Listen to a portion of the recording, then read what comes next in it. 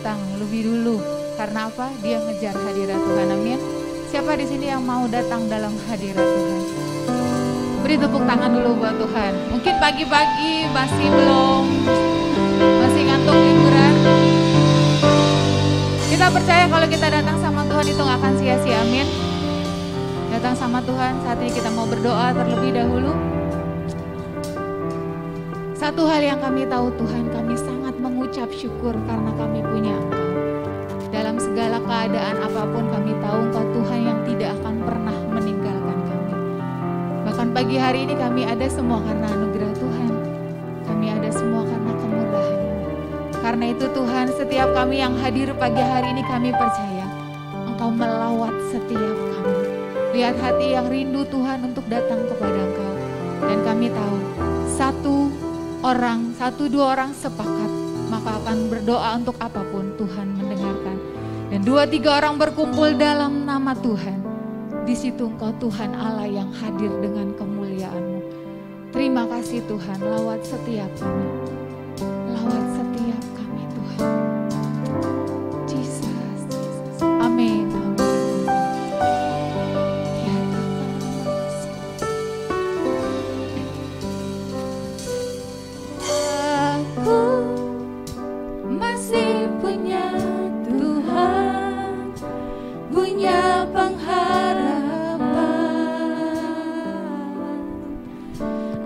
Tetap beriman Tuhanku, Yesus kekuatanku, Yesus kekuatanku.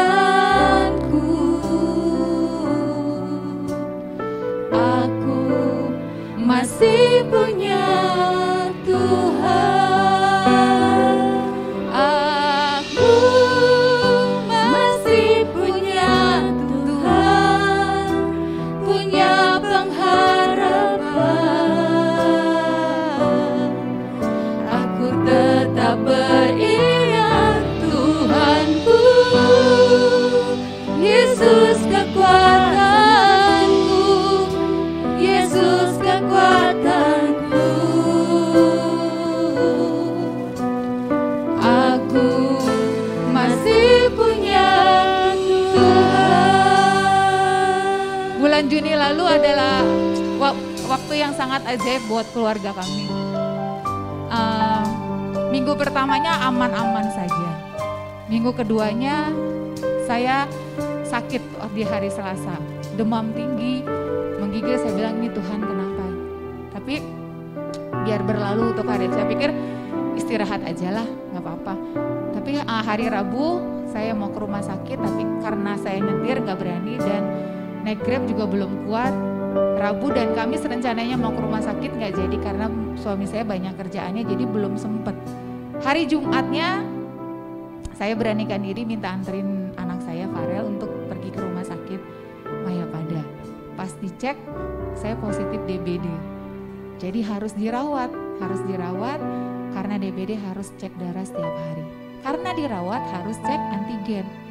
Pas dicek antigen saya juga positif corona COVID. Kaget ya, karena ngerasa nggak ngerasa seperti kena COVID. Saya kalau DBD mungkin karena memang sakit sekali gitu. Kalau disentuh gitu sakit. Jadi dokternya bilang ini gimana ya, kalau dirawat rumah sakitnya nggak punya lagi ruangan isolasi. Jadi saya bilang saya pulang aja, saya isoman aja. Nanti tapi setiap hari ibu harus datang karena cek darah. Kalau DBD ini harus dicek trombositnya setiap hari. Saya bilang oke, saya pulang aja, nanti saya setiap hari saya usahain untuk datang.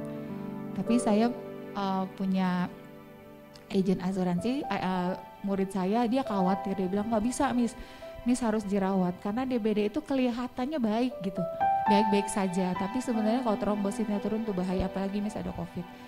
Dia cari rumah sakit di Tangerang, akhirnya ada EMC. Hanya EMC yang masih nyiapin isolasi.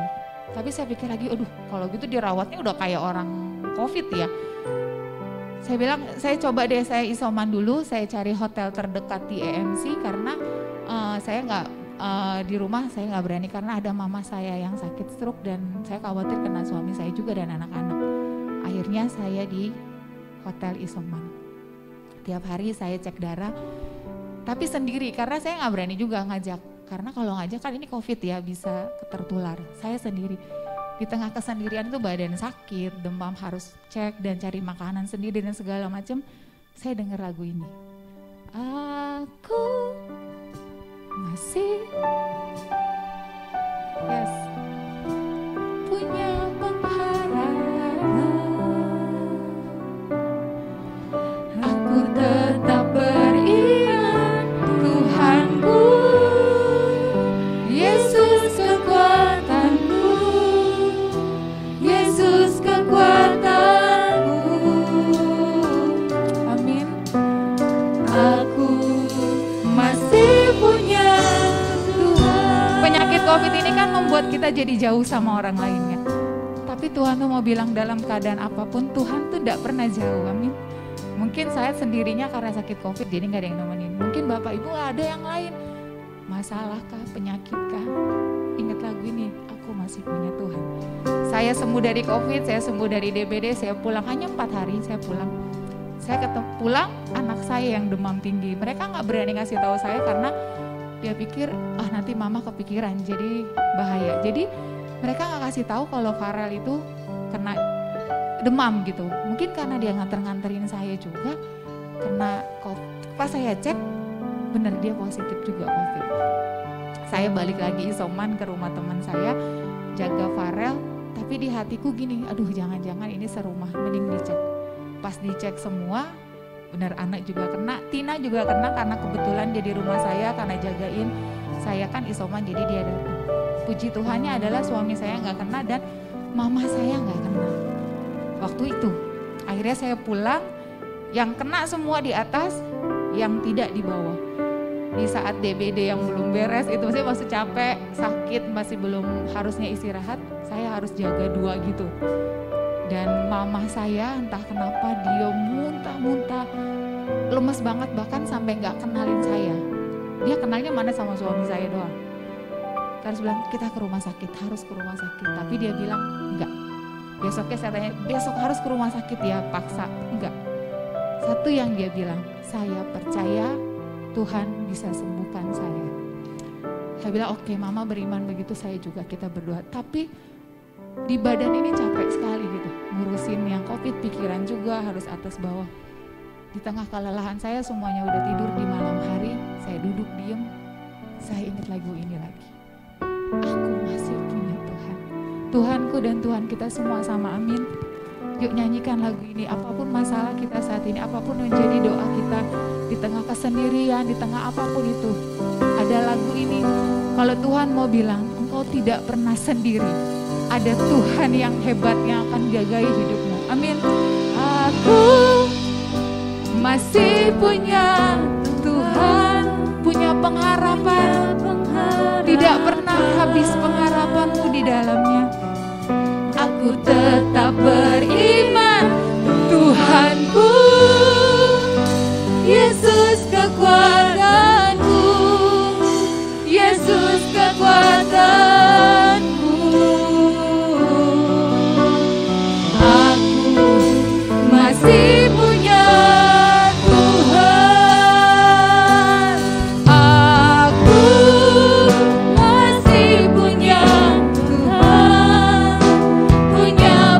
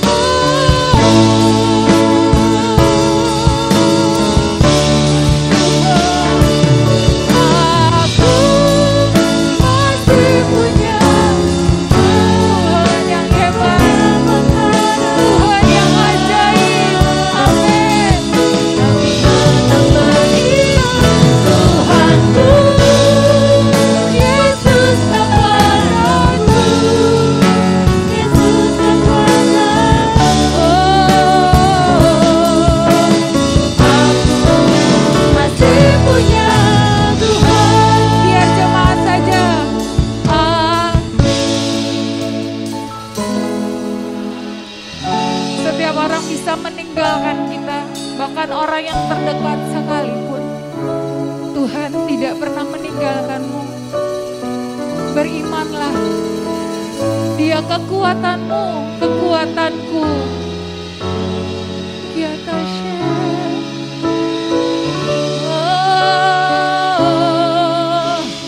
Aku masih punya Tuhan.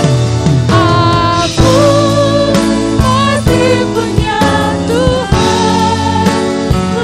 Kami mengangkat wajah kami dan berkata, aku bangga punya Engkau Tuhan. Aku bangga punya Engkau Tuhan.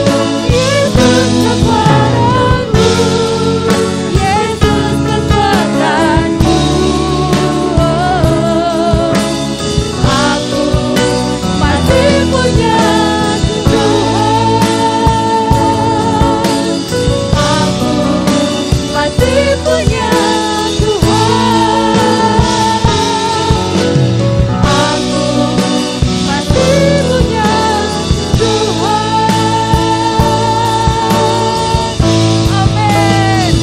Aku punya Tuhan yang besar, yang telah berjanji dan sanggup menggenapi imanku bersama Tuhan. Ku terima sekarang kemenangannya. Aku punya Tuhan, ku punya Tuhan yang telah berjanji dan sanggup menggenapi imanku bersama Raja. Mari terima kuasa, terima kemenangan Ibu.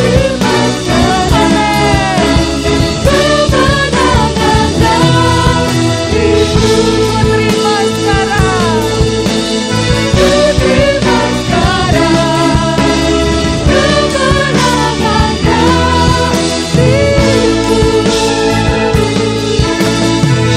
Terima sekarang, amin, kemenangan Ibu.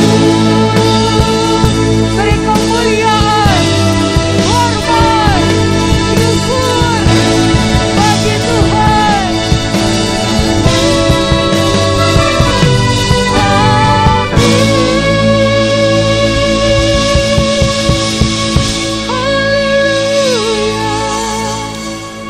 Kami punya Tuhan yang hebat. Bukan hanya di hari Minggu Tuhan, tapi di sepanjang hidup kami tahu kami punya Tuhan yang hebat. Apapun masalah kami Tuhan, sakitkah, pergumulan hidupkah, doa yang belum terkabulkah, atau apapun itu Tuhan, bahkan sukacita kami, kesuksesan kami, Engkau tahu ya Tuhan, dan semua kami kembalikan hanya kepadamu.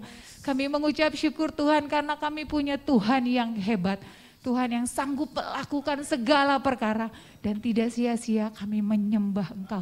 Terima kasih Tuhan, tetap hadir bersama kami. Karena kami tahu di mana ada Tuhan, di situ ada mujizat. Di mana ada Tuhan, di situ ada berkat. Di mana ada Tuhan, di situ ada pengharapan. Karena kami tahu ada Tuhan di tempat ini. Terima kasih Tuhan, kami siap memuji Engkau. Yang bersiap untuk memuji dan bersorak-sorai dan terima berkat Tuhan. Mari katakan dengan iman, amin. Sekali lagi katakan, amin. Saudara percaya kita punya Tuhan yang besar juga? Selain Dia hebat, Dia Tuhan yang besar. Amin. Besarkan nama Tuhan. Puji namanya. Ya.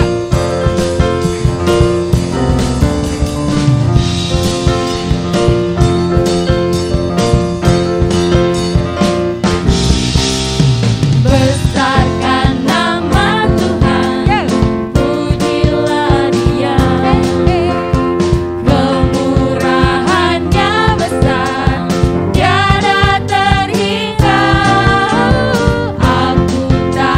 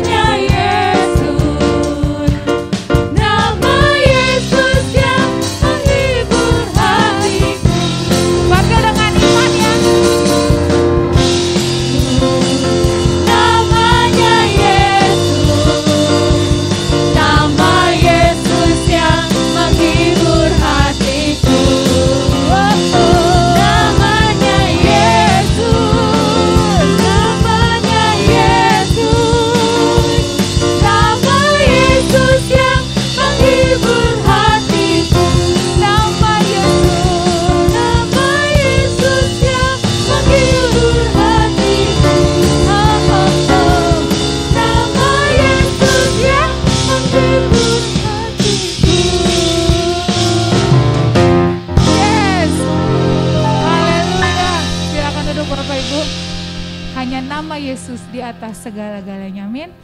Mari siapkan hati kita untuk dengar firman Tuhan. Kami tahu Tuhan, kekuatan kami juga berasal dari firman-Mu ya Tuhan. Puji-pujian ini juga berasal dari firman-Mu. Mari Tuhan urapi hamba-Mu dengan urapan yang daripada Engkau. Kami tahu dia hanya manusia biasa. Tapi kalau Tuhan yang mengurapi, maka setiap kata-kata yang keluar adalah yang berasal dari Tuhan. Itu akan menguatkan kami Tuhan. Urapi hamba-Mu, urapi hamba-Mu. Biar yang dari surga, yang ilahi itu yang turun Tuhan. Sehingga hanya perkataan Tuhan yang keluar Tuhan. Saat tiada jalan, masih ada Tuhan dalam hidup kita. Pasti ada jalan.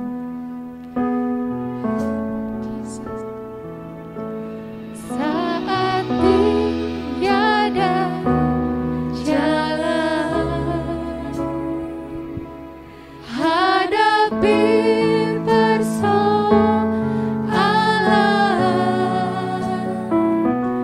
Yesus ada di sana dan memberiku jawaban. Pahitnya kenyataan, pahitnya kenyataan, tetaplah bertahan dan tak mampu bertahan. Pandang Yesus, pandang Yesus. Yesus ada di sana dan memberiku jawaban. Panggil namanya ya, nama yang hebat. Hanya nama Yesus,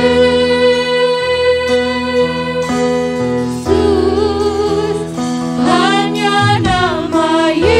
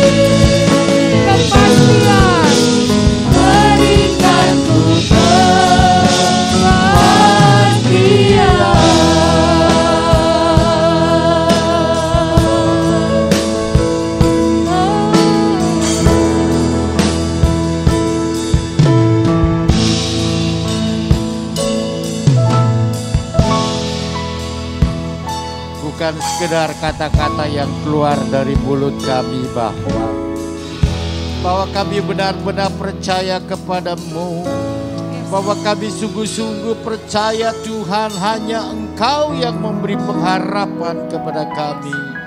Apapun juga yang terjadi di dalam dunia ini Tuhan, hanya Engkau harapan kami. Sebab itu kami tidak lari kepada manusia, kami tidak lari kepada siapapun juga di dalam dunia ini. Karena manusia siapapun juga dia tidak bisa menolong kami. Hanya Engkau yang berkuasa Bapa, hanya Engkau yang berkuasa melakukan segala sesuatu di dalam hidup kami. Sebab itu Tuhan, mari Engkau menolong kepada kami. Kami mau mendengarkan firman-Mu. Beri kami kemampuan untuk mengerti firman-Mu. Beri kami urapan Tuhan supaya segala sesuatunya terjadi di dalam rencana dan kehendak-Mu saja. Khususnya kepada hamba yang membawakan kebenaran firman-Mu pagi hari ini. Engkau tolong dia Bapa. Di dalam hamba tidak ada sesuatu pun yang dapat dibanggakan.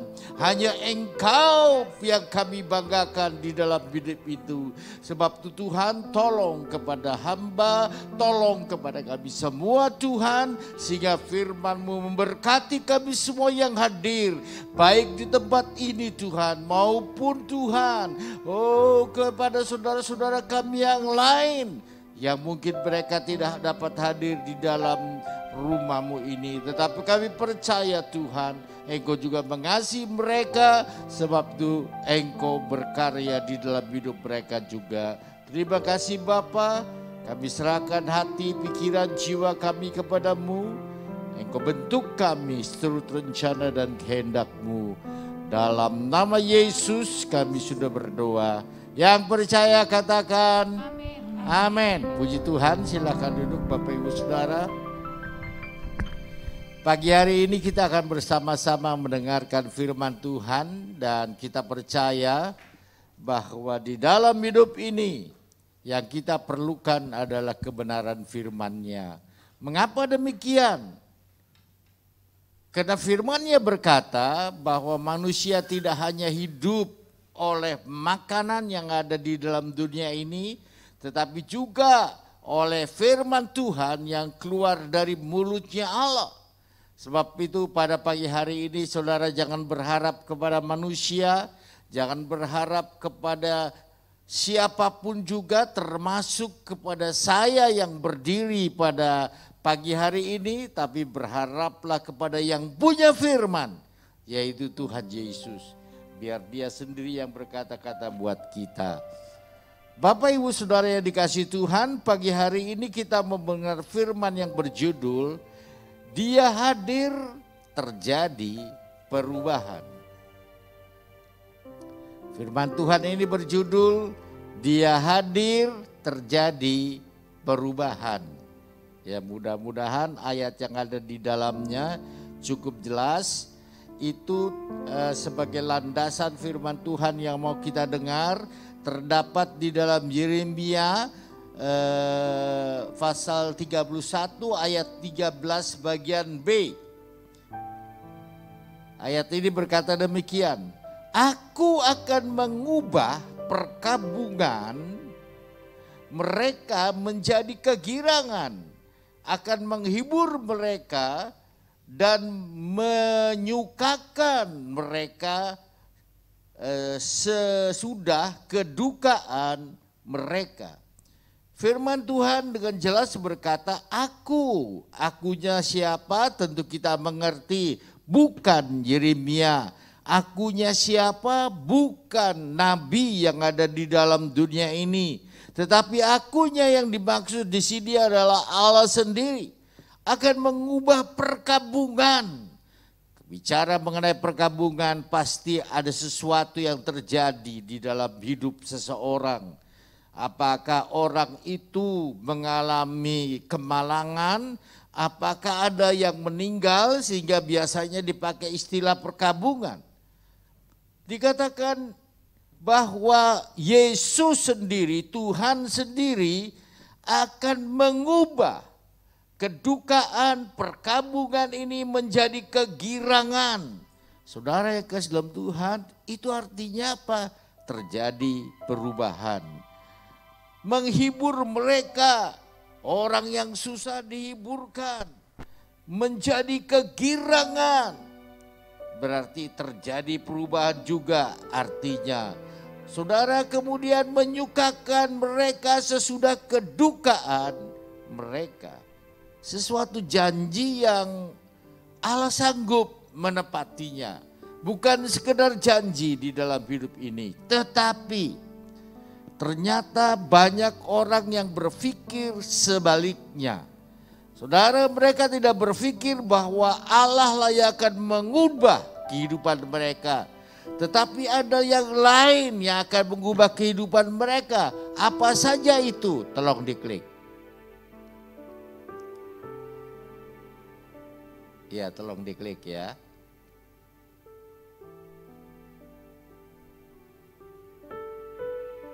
Hah? Masa nggak muncul? Kalau ini yang muncul pasti yang satunya pasti muncul. Wah, malah jadi hilang. Oh, ada ya. Oke. Apakah yang membuat mereka berpikir bahwa ada sesuatu? Sesuatunya itu apa? Kekayaan bisa mengubah hidup seseorang. Sesuatunya itu apa? Kepandaian, kekuasaan, kecantikan dan lain sebagainya yang ada di dalam dunia ini.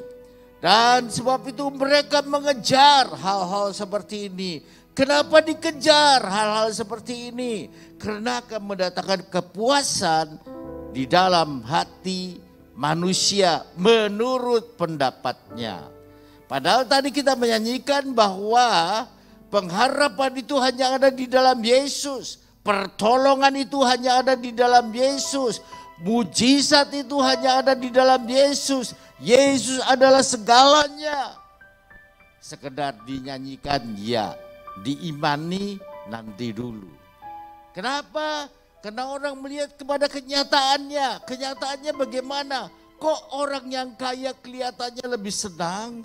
Orang yang pinter kelihatannya lebih senang. Orang yang punya kekuasaan kelihatannya lebih senang. Orang yang cantik kenyataannya lebih senang.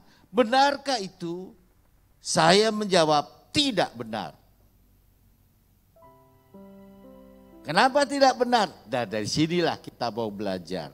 Coba kita buka di dalam Injil Yohanes. Pasal yang kedua ayat yang pertama sampai dengan ayat yang ke-11. Injil Yohanes 2 ayat 1 sampai dengan ayat yang ke-11. Nah, perikopnya berjudul perkawinan di Kana. Kita sudah sering kali membaca mengenai ayat ini. Dan banyak hamba-hamba Tuhan yang sudah membawakan kebenaran firman mengenai perikop ini.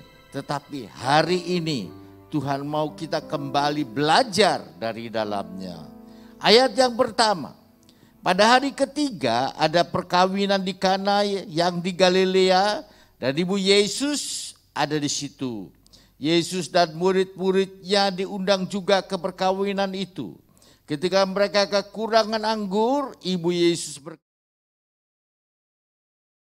kehabisan anggur. Kata Yesus kepadanya, mau apakah engkau daripadaku ibu, saatku belum tiba. Tetapi ibu Yesus berkata kepada pelayan-pelayan, apa yang dikatakan kepadamu, buatlah itu. Di situ ada 6 tempayan yang disediakan untuk yang disediakan untuk pembasuhan menurut adat orang Yahudi. Masing-masing isinya 2-3 buyung. Yesus berkata kepada pelayan-pelayan itu, isilah. Tempayan-tempayan itu penuh dengan air. Dan mereka pun mengisinya sampai penuh. Lalu kata Yesus kepada mereka, sekarang cedoklah dan bawalah kepada pemimpin pesta. Lalu mereka pun membawanya. Setelah pemimpin pesta itu mengecap air yang telah menjadi anggur itu dan ia tidak tahu dari mana datangnya, tetapi pelayan-pelayan yang mencedok air itu mengetahuinya, ia memanggil mempelai laki-laki dan berkata kepadanya, setiap orang yang menghidangkan anggur yang baik dahulu dan sesudah puas minum barulah yang kurang baik. Akan tetapi engkau menyimpan anggur yang baik sampai sekarang. Hal ini dibuat Yesus di Kana yang di Galilea sebagai yang pertama dari tanda-tandanya, dan dengan itu ia telah menyatakan kemuliaannya dan murid-muridnya percaya kepadanya. Ya, saya tentu saja kita tidak akan mengulas kembali kisah ini ya, tetapi kita melihat ada sesuatu yang menurut saya ada sesuatu yang aneh. Anehnya di mana? Saudara yang kekasih dalam Tuhan, ketika mereka menghadiri pesta di mana Yesus dan murid-muridnya dikatakan oleh firman Tuhan tadi diundang, juga ibu Yesus.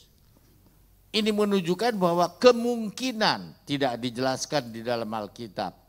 Kemungkinan beberapa penafsir mengatakan ibu Yesus punya hubungan dengan yang mengadakan pesta ini. Sehingga Yesus dan murid-muridnya itu diundang. Saudara, sehingga ketika mereka kehabisan air, ini yang menurut saya aneh. Maria, ibu Yesus, datang kepada Yesus dan berkata kepadanya, mereka kehabisan anggur. Tetapi saudara melihat jawab Yesus, mau apakah engkau daripadaku ibu, saatku belum tiba. Sampai di situ dulu. Saudara yang kekasih dalam Tuhan, kalau kita membaca bahasa Indonesianya juga menimbulkan pertanyaan. Pertanyaannya adalah, kenapa Yesus kok kelihatannya kasar ya sama ibunya? Kok Yesus berkata, mau apa ibu daripadaku? Saatku kan belum tiba. Kira-kira begitu saudara. Saudara, kok Yesus kasar ya sama ibunya? Saudara yang kasih dalam Tuhan, ini yang mau kita pelajari. Kenapa sampai Yesus berkata seperti itu? Saudara yang kekasih, kalau kita membaca di dalam bahasa Inggrisnya, ya ada beberapa versi yang saya baca supaya lebih mengerti, yaitu yang umum digunakan adalah King James Version. Itu berkata demikian, woman, what does your concern have to do with me? My hour has not yet come. Ya, kalau waktuku belum tiba itu sama lah dengan bahasa terjemahan bahasa Indonesia. Tetapi kalau yang atasnya yang dikatakan oleh Yesus, kata Yesus, mau apakah engkau daripadaku? Berbeda saudara, berbeda. Tidak ada kata mother di situ memanggil ibu Yesus. Tetapi dengan istilah woman, perempuan. Makanya terjemahan lama bahasa Indonesia, kalau saudara masih punya buku Alkitab terjemahan lama itu menggunakan hai perempuan, mau apakah engkau daripadaku? Ya, karena terjemahan langsung dari King James Version. Tapi mungkin lembaga Alkitab yang sekarang berpikir, kok nggak sopan ya Yesus itu sama ibunya kok berkata seperti itu. Saudara, tetapi kalau saya lihat lagi di dalam versi yang lain, New International Version itu gak ada depannya kata-kata seperti di King James Version, tapi langsung, how does concern you and me? My time has not yet come, kata Yesus. Saudara, dengan kata lain, apa urusannya hal itu denganku dan denganmu? You and me. Kurang lebih seperti itu artinya. Saudara, kalau Revised Standard Version itu sama dengan King James Version. Memakai kata, oh woman, what have you to do with me? My hour has not yet come. Kira-kira begitu ya. Nah saudara, ini buat saya sesuatu yang aneh. Kenapa? Karena kok Yesus kelihatannya kasar. Benarkah Yesus kasar kepada ibunya? Tidak saudara, tidak. Tetapi kalau kita melihat apa yang Yesus lakukan sebenarnya, dia tegur Maria. Kenapa dia tegur Maria? Karena Maria sesungguhnya tahu siapa Yesus itu sesungguhnya. Maria tahu bahwa Yesus itu benar lahir dari rahimnya, tetapi dia bukan anak jasmani dari Maria. Karena pada waktu Maria masih perawan, Maria mendengar kata-kata malaikat yang berkata bahwa dia akan mengandung. Dan kandungnya itu bukan karena perbuatan laki-laki, bukan karena benih laki-laki, tetapi karena Roh Kudus. Saudara, sehingga sebetulnya Maria tahu hubungannya secara jasmani itu tidak ada dengan Yesus. Dia tahu bahwa Yesus sesungguhnya itu bukanlah manusia biasa, tetapi dia mengerti bahwa itu adalah Allah yang menjadi daging, firman yang menjadi daging di dalam dunia ini. Tetapi kenapa dia seolah-olah mau mengatur hidup Yesus? Kenapa dia merasa seolah-olah dia punya kekuasaan terhadap Yesus? Ini yang menarik, saudara. Jadi Yesus bukan kasar kepada ibunya, tidak. So, Yesus pakai istilah woman, bukan mother. Itu untuk menegur Maria. Kalau Yesus pakai istilah mother, betul berarti Yesus seolah-olah mengatakan aku punya hubungan kedagingan dengan engkau. Tetapi tidak demikian. Tidak demikian. Saudara yang dalam Tuhan, itu yang coba saya pelajari ya. Dan kemudian ini apa yang bisa kita ambil dari sini? Banyak orang yang di dalam hidupnya itu seperti itu. Merasa punya kekuasaan, mau mengatur Tuhan. Merasa punya kepintaran, mau mengatur Tuhan. Merasa punya sesuatu, mau mengatur Tuhan. Lah Tuhan kan gak bisa diatur. Tuhan kan ada di surga. Betul. Kalau ada yang berkata Tuhan tidak bisa diatur karena dia ada di surga, itu betul.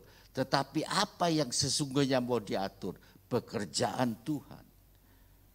Saudara, jadi kita perlu berhati-hati. Di dalam menilai, di dalam berbuat sesuatu di dalam dunia ini. Berapa banyak orang yang merasa dirinya kaya mau mengatur gembalanya. Bukan di tempat ini ya.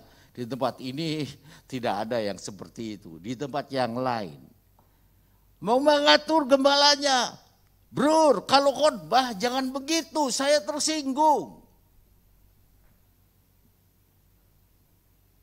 Saudara bisa tanya kepada hamba Tuhan yang lain. Bisa tanya kepada Pak Yakub. Bisa tanya kepada Pak Anton. Apakah kalau kita menyiapkan suatu khotbah, kita mau menyinggung seseorang? Tidak. Tidak. Karena itu berlaku untuk semua. Kalau toh ada yang tersinggung, bersyukurlah kepada Tuhan. Artinya apa? Kita masih diingatkan, sama seperti Maria. Yesus mengingatkan Maria, ingat loh Maria. Hubunganku dengan engkau bukanlah hubungan antara anak dan ibu seperti manusia yang ada di dalam dunia ini. Jadi jangan coba ngatur-ngatur aku. Tapi Yesus tidak berkata begitu. Saatku belum tiba. Berbeda ya. Saudara yang kekasih dalam Tuhan, ada orang yang berpikir begitu. Ada yang merasa dirinya lebih pintar dari gembalanya.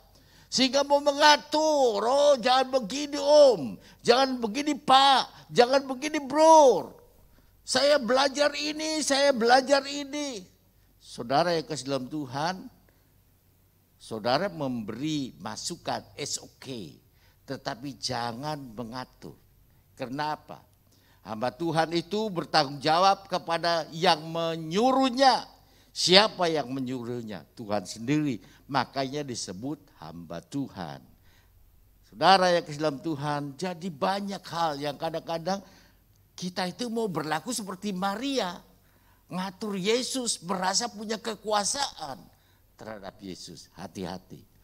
Ya, itu yang pertama. Kemudian saudara yang kasih dalam Tuhan, yang saya juga melihat di dalam hal ini, dari bahasa Inggrisnya yang berkata, how does concern you and me? Apa hubungannya? Apa tanggung jawabku terhadap masalah mereka kekurangan anggur?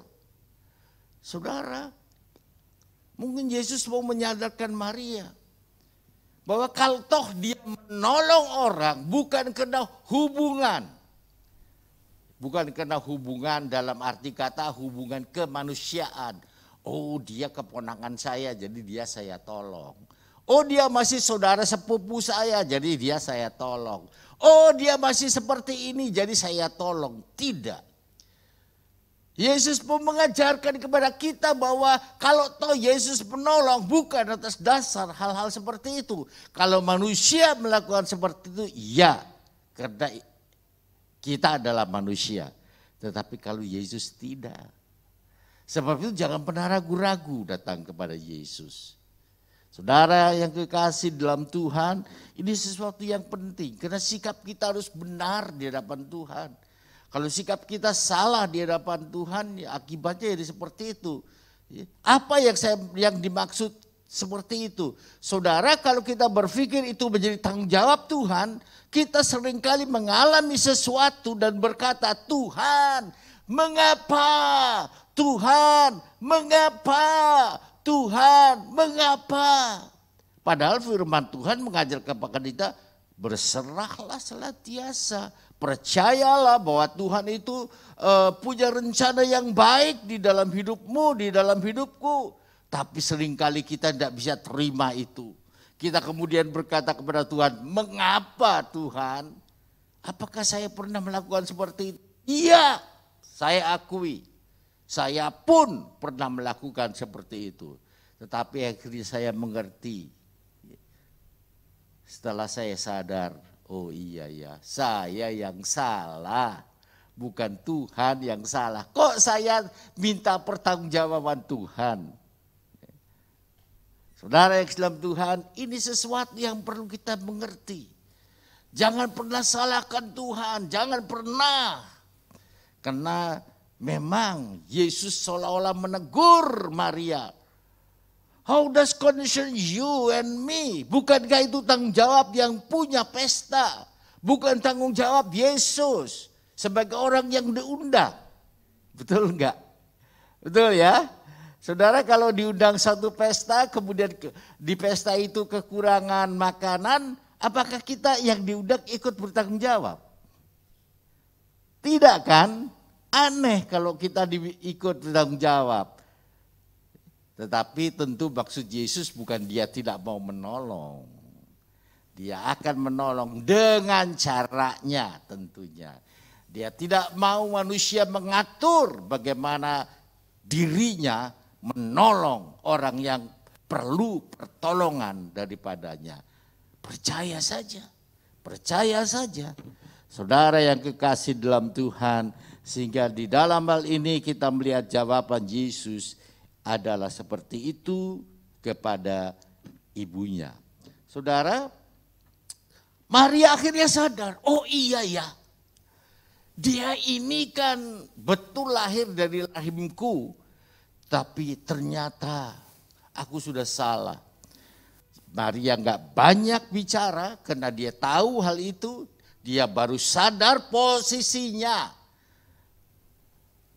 sebagai ibu, tapi bukan dalam ibu arti yang punya kuasa terhadap anaknya, sebagai sekedar yang dipinjam rahimnya untuk melahirkan Yesus ke dalam dunia ini, karena dia harus berproses seperti manusia. Kalau tidak, orang akan mengatakan, ya Yesus kamu kan Tuhan. nggak ngalami seperti apa yang dialami manusia. Tidak. Kalau saudara belajar dari kitab Ibrani, saudara belajar dari kitab Roma, saudara apa yang dikatakan Rasul Paulus, bahwa Yesus itu adalah firman yang menjadi manusia, dia mengalami apa yang menjadi kelemahan kita, apa yang dirasakan oleh manusia. Sehingga tidak ada seorang pun yang bisa berkata, iya engkau kan Tuhan. Sehingga enggak mengalami hal seperti ini. Coba jadi manusia. Enggak ada yang bisa bicara seperti itu kepada Yesus. Karena memang dia menjadi manusia. Dia mengalami hal-hal yang membuat dirinya di dalam kesulitan. Dia mengalami hinaan. Dia mengalami ejekan. Dia mengalami bagaimana hati seseorang ketika ditolak oleh lingkungan dan lain sebagainya. Tetapi dia tetap berharap, dia ajar saudara dan saya di dalam situasi apapun juga tetap berharap kepada Bapa di surga. Indah tidak saudara? Apa yang diajarkan Yesus itu indah ya. Tapi kadang-kadang kan kita menggunakan logika kita sehingga nggak ngerti kadang-kadang. Saudara yang kekasih dalam Tuhan, itu yang Yesus mau lakukan terhadap Maria dan kepada kita semua. Ketika Maria sadar posisinya di hadapan Yesus itu seperti apa, Maria tidak lagi berkata apa-apa kepada Yesus, tapi justru dia berkata kepada para pelayan yang ada di situ. Apa yang dia katakan, kerjakan. Sudah, itu saja. Saudara, dan pada waktu itu Yesus melakukan yang kita kenal sebagai mujizat yang pertama. Dan kita tahu apa yang dilakukan oleh Yesus, dia minta para pelayan untuk mengisi tempayan-tempayan yang kosong itu dengan air. Dan firman Tuhan tadi berkata ada 6 tempayan, saudara. Dan dari beberapa buku yang saya baca, ya, saya ambil rata-ratanya lah, karena nggak banyak bedanya ya. Ada yang berkata bahwa 6 tempayan itu berisi 590 liter air.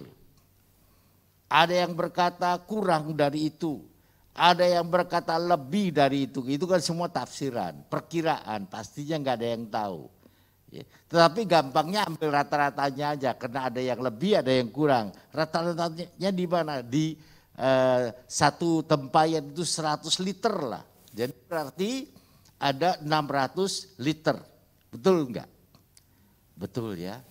Nah kalau 600 liter itu digunakan untuk minum satu kampung, kira-kira cukup enggak itu? Lebih malahan. Lebih. Saya nggak mau bicara anggurnya ini memabukkan atau tidak ya, enggak lah. Ya, karena saya pernah berkhotbah juga di tempat ini mengenai hal itu. Anggur yang diubah dari air menjadi anggur oleh Yesus itu bukanlah anggur yang difermentasi, bukan. Itu anggur yang dari buah yang tidak memabukkan. Kalau enggak kan aneh. Kenapa? Kalau Yesus berkata saatku belum tiba, itu kaitannya apa sih? Saat apa sih? Saat Yesus dimuliakan. Yesus dimuliakannya itu kapan mulai Yesus dimuliakan? Yesus dimuliakan bukan karena dia mengadakan mujizat, tidak. Yesus dimuliakan itu karena dia menyerahkan dirinya di Gunung Golgota, mencurahkan darahnya untuk mengampuni dosa saudara dan dosa saya. Sehingga dia dimuliakan. Saudara, saatku belum tiba itu ada hubungannya dengan hal itu. Dengan kata lain, saudara tahu kalau kita perjamuan kudus yang kita minum itu apa? Anggur ya. Nah kalau anggurnya itu anggur yang seperti kita minum, kalau anggur yang seperti kita minum ini memang anggur yang bisa memabukkan. Bisa. Ada Ibu Gyokni enggak? Enggak ada ya. Nah, Ibu Giopni ini ibu yang selalu setia menyediakan anggur untuk perjamuan dari sejak zaman almarhum Pak Satam. Betul ya Yakub ya? Betul. Sampai sekarang masih ya? Sampai sekarang saudara. Coba setia. Kalau dia sudah perkirakan kalau sekian botol berarti ini sudah mau habis. Dan biasanya kita tidak minum dalam arti kata anggur itu yang, karena itu anggur yang sudah difermentasi, ya, tapi biasanya oleh Pak Satam dulu pun itu ditambah dengan air tawar biasa. Pak Yakub juga sekarang melakukan hal yang sama, betul ya Pak ya? Ya. Aneh kan? Anehnya gimana? Lah kok Yesus mengumpamakan anggur sebagai darahnya, kan begitu ya? Inilah tubuhku, roti dikatakan tubuh. Dan inilah darahku yang dilambangkan oleh anggur. Tapi anggurnya memagukan. Apakah darah Yesus memagukan? Tentu tidak. Tidak begitu ya? Tidak tentunya. Saudara yang kasih dalam Tuhan, jadi di dalam hal ini saudara harus mengerti anggur yang diubah oleh Yesus itu tidak memagukan. Dan ternyata kalau kita bicara tanggung jawab, yang punya pesta itu siapa? Yang punya hajat tentunya. Oh barangkali mereka kekurangan anggur karena yang pesta itu orang miskin. Menurut saya enggak. Bukan orang miskin. Dari mana? Alkitab enggak mengatakan bahwa itu orang kaya atau orang miskin. Betul. Tetapi dari ayat yang ke-8, waktu Yesus berkata kepada pelayan itu, sekarang cedoklah dan bawalah kepada pemimpin pesta. Berarti apa? Keluarga yang pesta itu menggunakan wedding organizer. WO menggunakan wedding organizer. Saya bertanya saudara, yang bisa menggunakan wedding organizer itu orang kaya atau orang miskin? Orang kaya. Semuanya dipersiapkan, undangan berapa dia yang menghitung. Supaya yang punya rumah itu tidak malu. Berarti bukan orang miskin, orang yang kaya. Tapi kenapa sampai hal itu terjadi? Nah, berarti ada rencana Tuhan di dalamnya. Saya nggak mau bicara itu ya, karena nggak sesuai dengan judul nantinya. Nah saudara yang kasih dalam Tuhan, dari apa yang kita pelajari, ada beberapa hal. Yang pertama adalah, tolong diklik sudah ya, oke. Yesus datang mengisi kekotongan hati manusia. Saudara, yang namanya hati manusia itu bisa kosong. Maksudnya apa sih? Yang namanya hati manusia itu bisa kosong. Karena apa sih? Karena Tuhan menciptakan hati manusia cukup luas, cukup besar. Sehingga yang namanya dunia pun bisa masuk di dalamnya. Tetapi walaupun dunia itu dimasukkan ke dalam hati manusia, tetap masih ada ruang kosong. Dan ruang kosong inilah yang seringkali tidak mendatangkan kepuasan dalam hati manusia. Di sana ada beberapa contoh ya. Saudara-saudara barangkali merasa belum begitu kenal dengan Adolf Merkel. Saya sendiri juga nggak kenal kalau nggak baca buku. Ya. Adolf Merkel ini adalah orang Jerman yang kaya, saudara. Tetapi mengakhiri hidupnya dengan cara bunuh diri. Cara bunuh dirinya macam-macam ya. Kemudian kedua, Pak, ini kalau ini saudara pasti tahu. Ini kan sangat terkenal, Michael Jackson. Dia berpikir kalau dirinya itu menjadi artis yang tenar, dirinya kan puas. Tapi betulkah kepuasan itu ada pada hati Michael Jackson? Tidak ternyata. Dia operasi hidungnya berkali-kali loh. Ada yang pernah operasi hidung di sini? Saya kira nggak ada ya. Nggak pernah dengar saya ada anak Tuhan di tempat ini yang operasi hidungnya. Enggak. Ya. Apa ada? Ada? Nggak ada ya? Nggak ada. Saudara, tapi bukan sekali, berkali-kali dia ganti. Kenapa? Nggak pernah puas. Ini rasanya nggak bener.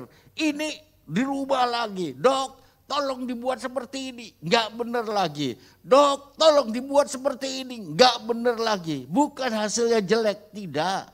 Tetapi karena hatinya tidak merasa puas. Apa yang dilakukan Michael Jackson? Cukup tenar, terkenal. Terkenalnya bukan hanya di Amerika tetapi seluruh dunia termasuk di Indonesia. Dia minum obat-obatan sampai akhirnya mati. Sama dengan bunuh diri tidak itu? Sama dengan bunuh diri. Kemudian G. Vargas. G. Vargas ini adalah presiden Brasil. Saudara, presiden Brasil itu kekuasaannya itu dahsyat. Karena sangat berkuasa. Dia berpikir kalau aku jadi presiden maka jiwaku akan senang. Kira-kira seperti yang Yesus katakan kepada orang kaya yang bodoh itu. Sekarang bersukacitalah jiwaku. Aku punya kekayaan sampai 7 turunan. Aku punya persediaan gandum, banyak banget. Sekarang bersukacitalah. Tapi Yesus berkata, hai bodoh. Kalau malam ini jiwamu diambil, jadi milik siapakah itu semua? Saudara, Yesus mengingatkan itu tidak akan memuaskan kita. Saudara, dan apa yang dilakukan Presiden Brasil? Sama, dia bunuh diri juga. Seorang artis yang terkenal di Hollywood, Marilyn Monroe, dia mendapat julukan bom seks di Hollywood. Saudara, cantik kata orang ya. Karena saya waktu dia jadi artis itu masih remaja. Kata orang cantik. Tapi waktu pendeta Billy Graham, saudara tahu siapa pendeta Billy Graham itu, datang kepadanya dan berkata, Marilyn Monroe, engkau perlu Yesus di dalam hidupmu. Dia berkata, tidak, aku sudah jadi cukup terkenal. Beberapa waktu kemudian ada kabar Marilyn Monroe minum obat-obatan sama seperti Michael Jackson. Padahal cantik katanya. Bunuh diri juga. Kenapa? Tidak pernah puas. Saudara Islam Tuhan, Terry Costa. Ini adalah seorang dokter yang sama juga. Dia dokter terkenal. Dia berpikir kalau menjadi dokter terkenal barangkali akan ada kepuasan. Tidak pernah merasa puas. Dia juga bunuh diri dengan cara yang menabrakkan dirinya kepada kereta api. Dengan macam-macam cara. Saudara Islam Tuhan, tolong diklik.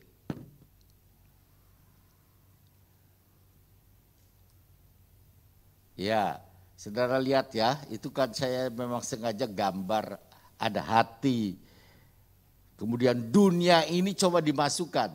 Nah, ada warna merah, ada warna putih di luar bulatan yang menggambarkan dunia ini masih ada ruang hampa, ruang kosong.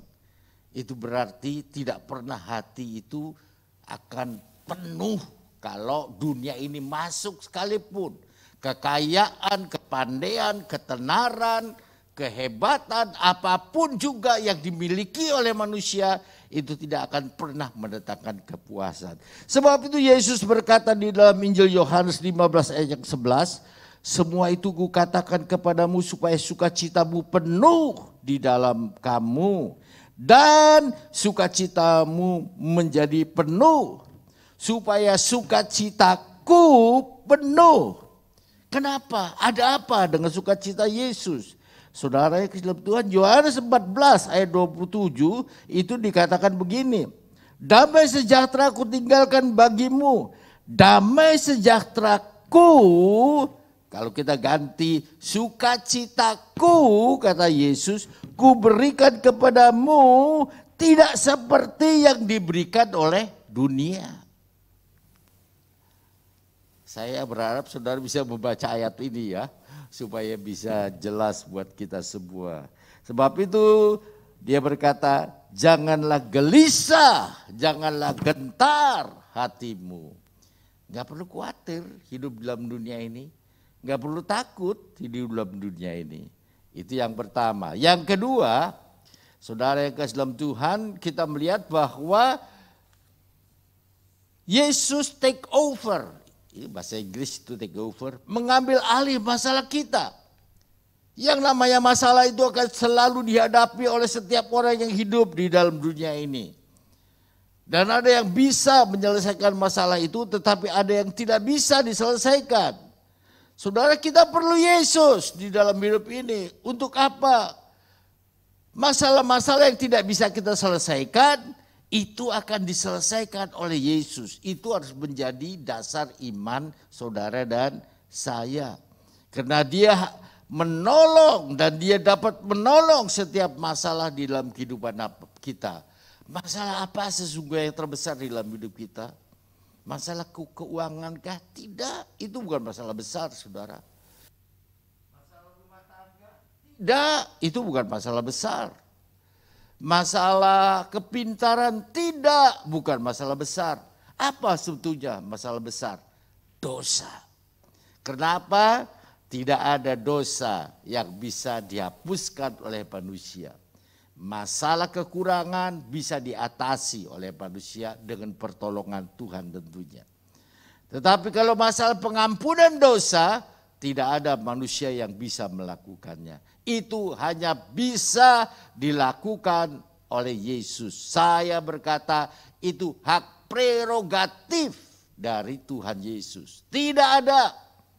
Kalau ada orang yang berkata bahwa dia bisa mengampuni dosa, itu omong kosong. Hanya Yesus. Ayatnya sudah pernah kita baca di dalam 1 Yohanes. Allah itu setia dan adil. Siapa yang mengaku dosa, itu akan mendapat pengampunan dari dirinya. Saudara, yang ketiga, yang terakhir. Kehadiran Yesus itu membawa perbedaan. Apa betul kehadiran Yesus itu membawa perbedaan? Kenapa seperti itu? Saya ambil contoh ketika Yesus menampakkan diri sesudah dia bangkit dari kematian kepada Kleopas dan temannya. Saudara tahu ya siapa Kleopas dan temannya? Ini adalah murid Yesus yang sedang dalam perjalanan menuju Emmaus. Saudara bisa baca di dalam Injil Lukas 24 ayat 26 sampai 32. Ketika mereka sedang berjalan, tiba-tiba Yesus ikut berjalan dan mereka mempercapkan tentang Yesus. Kemudian Yesus bertanya, ini bicara tentang topik apa sih? Karena sama-sama menuju ke Emmaus, kira-kira begitu. Wah, mereka berkata, tidakkah engkau tahu bahwa ada seorang yang bernama Yesus yang disalibkan, tadinya kami sangat berharap kepadanya dan lain sebagainya. Dan Yesus mulai menjelaskan isi kitab suci itu sebagaimana yang dilakukan oleh Tuhan kepada murid-muridnya yang lain. Saudara yang kasih dalam Tuhan, mereka belum menyadari bahwa Yesus itu bersama-sama dengan mereka pada saat itu. Mereka belum menyadari bahwa Yesus sungguhnya sudah bangkit. Tetapi ketika Yesus mau pura-puranya, kalau kata Alkitab ya, mereka sudah sampai di desa itu dan Yesus pura-pura mau jalan terus. Oke ya, sampai ketemu lagi. Mereka bilang jangan lebih dulu. Mereka tidak tahu itu sesungguhnya Yesus. Kenapa? Sepanjang perjalanan mereka merasakan ada sesuatu di dalam hati mereka.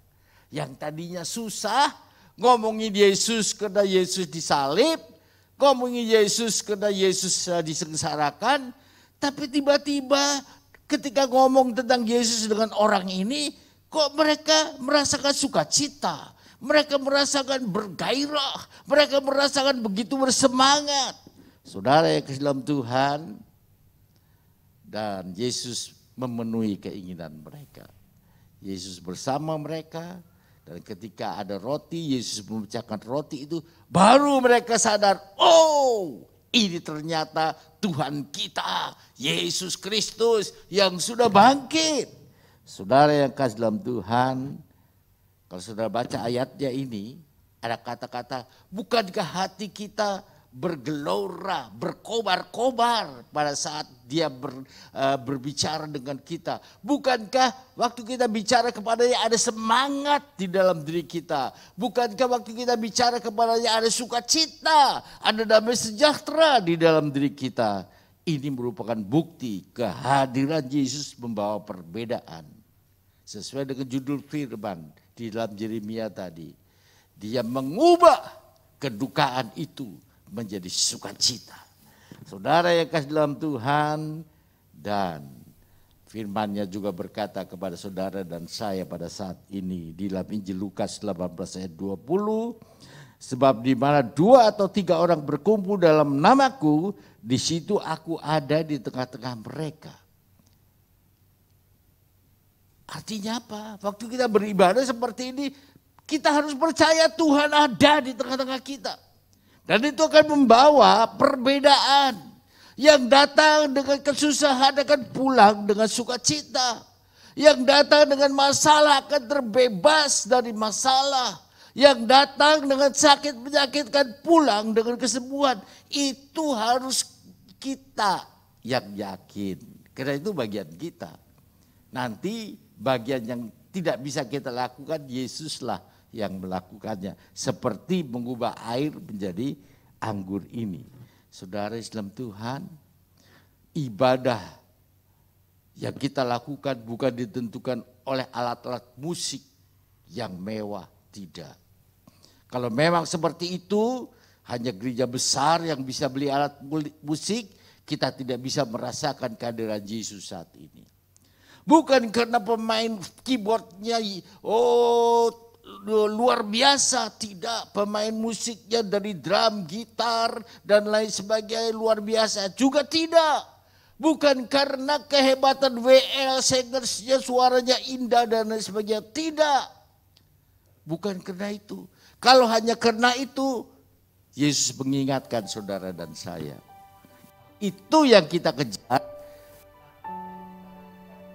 Beda dengan apa yang dunia lakukan. Tidak berbeda.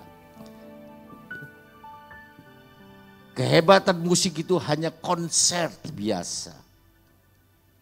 Suara manusia itu memang enak didengar seperti penyanyi-penyanyi dangdut atau penyanyi-penyanyi yang lain. Tetapi yang membedakan adalah sukacita, damai sejahtera. Kalau Yesus hadir, Yesus perlu hadir bukan hanya di dalam ibadah kita. Yesus juga perlu hadir di dalam bisnis kita. Yesus juga perlu hadir di dalam semua kegiatan yang kita lakukan. Yesus perlu hadir di dalam rumah tangga kita. Tapi kalau rumah tangga kita cekcok antara suami dengan istri, ribut terus. Kira-kira Yesus tidak seperti itu. Saudara bisa menilai ya. Kalau anak-anak Tuhan dengan gembalanya, kira-kira Yesus hadir tidak di dalam ibadah kita? Pasti tidak ya. Saudara dalam Tuhan, sebab itu izinkan Yesus hadir. Minta dia hadir, dia mau hadir kok. Yang penting adalah kita mengasihi dia dengan segenap hati. Kita melayani dia dengan segenap pikiran, dengan segenap kekuatan, dengan segenap jiwa. Kita ibadah karena kita mengasihi dia, bukan karena kebiasaan atau yang oleh karena kita orang Kristen. Tidak seperti itu tentunya. Oke, cukup jelas ya, saya harap ya. Oke, next, berikutnya kita akan menjadi manusia yang berubah. Karena Yesuslah yang memberi perubahan kepada kita. Kita akan menjadi Yesus militan. Kita akan menjadi murid Yesus bersemangat. Kita akan menjadi murid Yesus yang berapi-api di dalam mengiring Tuhan. Kita akan menjadi murid Yesus yang mau bersaksi buat nama dan kebesaran nama Tuhan. Kita mau menjadi pemenang-pemenang jiwa. Masih banyak kursi yang kosong di tempat ini. Ini menjadi bagian saya, menjadi bagian saudara untuk bersaksi dan membawa jiwa-jiwa datang ke dalam dunia ini. Berdoa, minta Tuhan pakai hidup kita. bukan bagian Tuhan. Seringkali kita minta Tuhan kirimkan jiwa.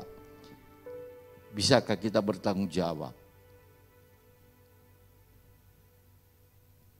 Mari kita change mind, kita ubah cara berpikir kita untuk setia kepada Tuhan. Tuhan memberkati. Kita akan menyanyikan pujian yang mengatakan bahwa Tuhan juga gunung batuku.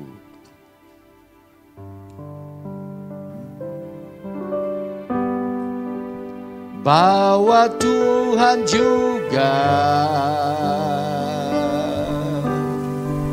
gunung batuku. Bahwa Tuhan juga kota bentengku. Bahwa Tuhan juga penolongku.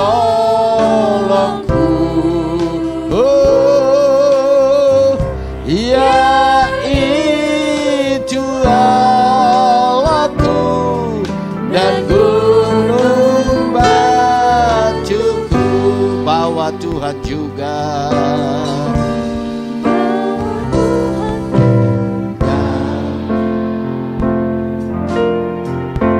gunung batuku.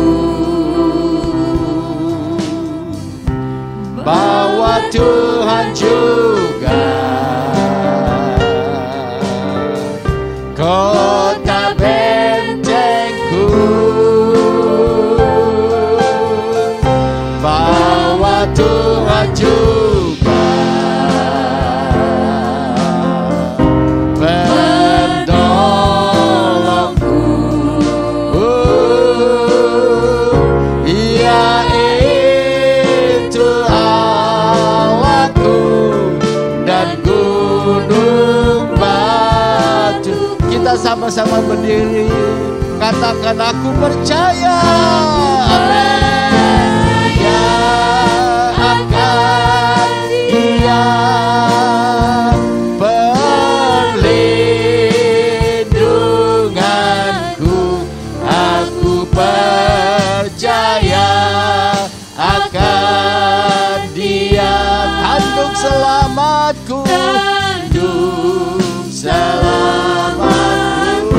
Aku percaya akan Dia sang perisaiku.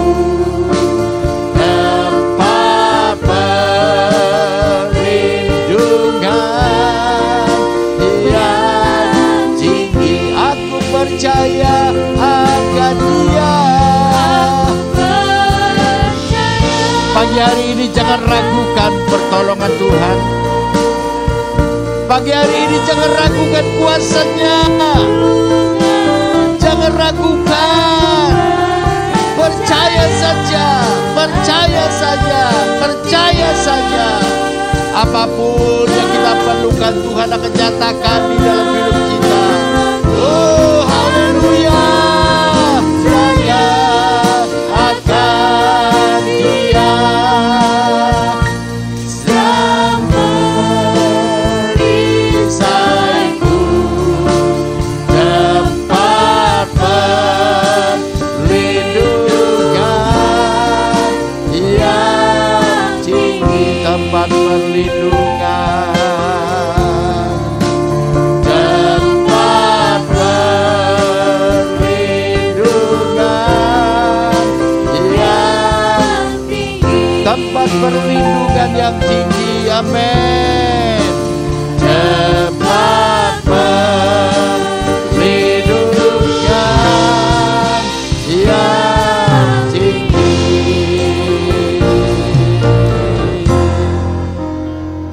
Kami percaya kepadamu Bapa. Engkau adalah tempat perlindungan kami yang tinggi. Apapun yang kami hadapi, masalah apapun yang kami hadapi, Engkau tetap menjadi penolong kami. Karena Engkau sanggup menolong Tuhan. Sebab itu ampuni kelemahan-kelemahan kami, kekurangan-kekurangan kami. Apapun juga yang ada di dalam diri kami, Engkau ampuni kami. Layakan kami sesuai dengan kehendak-Mu. Terima kasih Bapa, materaikan firman-Mu yang mengajar kami pagi hari ini. Yang menegur kami, yang mengingatkan posisi kami di hadapan-Mu Bapa. Sebab itu nama-Mu yang dipermuliakan. Terima kasih Bapa, dalam nama Yesus kami sudah berdoa. Yang percaya katakan amin.